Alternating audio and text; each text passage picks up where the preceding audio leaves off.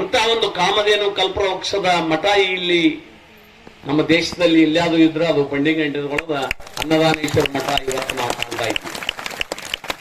ನಮಗೊಂದು ನಾ ಪದೇ ಪದೇ ಹೇಳ್ತೀನಿ ಬಂದಾಗಮ್ಮಿ, ನಮಗೊಂದು ಸಣ್ಣದ ಕುಬಸದ ಕಾರ್ಯಕ್ರಮ ಮಾಡಿದ್ರು 8 ದಿನ ಚರ್ಚೆ ಮಾಡ್ತೀವಿ. ಏನ್ ಅಡಿಗೆ ಮಾಡೋದು, ಎಲ್ಲಿ ತರೋದು, ಎಷ್ಟಾಕತ್ತಿ, ಎಷ್ಟು ಮಂದಿನ ಹೇಳುದು, ಯಾರು ಬರ್ತಾರೋ, ಹಿಂಗ ವಿಚಾರ ಮಾಡಿ ಮಾಡಿ ನಾವು ಕಡಿಕೆ ಏನಾರ ಮಾಡ್ತೀವಿ. ಕರೆ ಆಲೋಚನೆ ಮಾಡ್ತೀವಿ.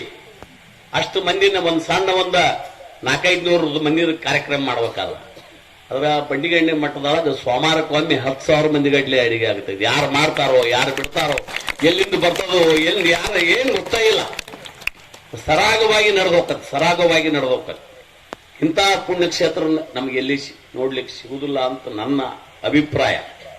ಆದ್ದರಿಂದ ಇಂಥ ಪವಿತ್ರ ಕ್ಷೇತ್ರದೊಳಗೆ ನಮಗ ದರ್ಶನ ಭಾಗ್ಯ ಕೊಡ್ಲಿಕ್ಕೆ ನಮಗ ತಿಳಿದ ಮಟ್ಟಿಗೆ ಆ ಪರಮಾತ್ಮೇ ಭೂಮಿ ಮೇಲೆ ಅವತರಿಸಿ ಬಂದಾನ ಅನ್ನುವಂಥದ್ದನ್ನ ನಮ್ಗ ನಾವು ಕಾಣ್ತಾ ಇದ್ದೀವಿ.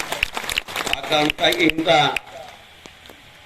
ಪವಿತ್ರ ಕ್ಷೇತ್ರದ ನಾವೆಲ್ಲರೂ ಬಂಡಿಗಣಿಗೆ ಮಾಡ್ತೀವಂದ್ರೆ ನಮ್ದು ವ್ಯರ್ಥ ಆಗೋದಿಲ್ಲ. ಇದಾಗಿ ರಾಜು ಅವರು ಹೇಳಿದ್ರು, ವ್ಯರ್ಥ ಆಗೋದಿಲ್ಲ ನಿಮಗೆ.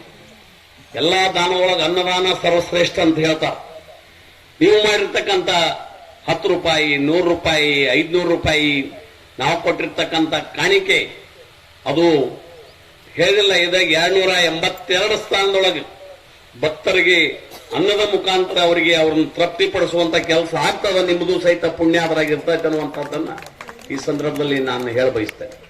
ಆದ್ದರಿಂದ ಇಂಥ ಒಂದು ಅಭೂತಪೂರ್ವ ಪೂಜ್ಯರು ನಮಗೆ ಸಿಕ್ಕಿದ್ದು ನಮ್ಮೆಲ್ಲ ಸುದೈವ ಅನ್ನುವಂಥದ್ದನ್ನ ಈ ಸಂದರ್ಭದಲ್ಲಿ ನಾನು ಹೇಳಿ, ಇಂಥ ಒಂದು ನಾನು ಸಹಿತ ರಾಜು ಅವರು ಹೇಳಿದರು, ನಮ್ಮ ಜಾರಕಿಹೊಳಿ ಅವರು ಹೇಳಿದರು,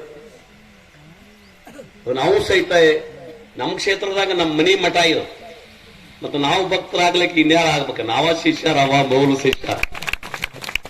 ಆದ್ರಿಂದ ಮೊದಲು ಈಗ ರಾಜು ಬೇರೆ ಯಾರು, ನಾನ್ ಬೇಡ್ರಿ, ನಾನು ಅಹಂಕಾರ ಇರಬಾರ್ದು. ನಾನಂದ್ರೆ ಎಲ್ಲಾರು ನಮ್ದೆಲ್ಲಾರ್ದು ಇಲ್ಲಿ ಬಂದಿರತಕ್ಕಂಥ ಭಕ್ತರ ಎಲ್ಲಾರ್ದು ಮಠ ಇದು, ಎಲ್ಲರೂ ಪೂಜ್ಯರವರು.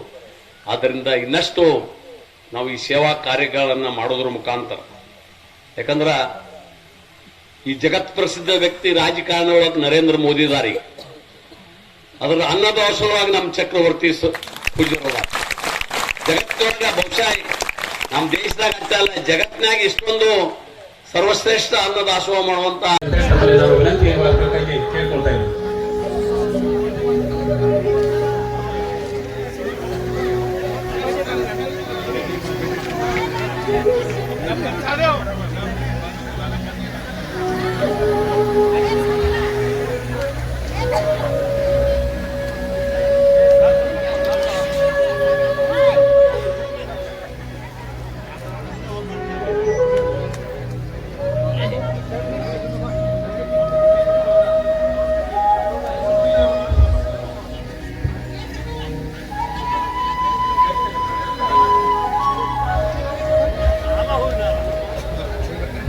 ದಯವಿಟ್ಟು ಯಾರೋ ಅಪ್ಪಾಜಿ ಅವರ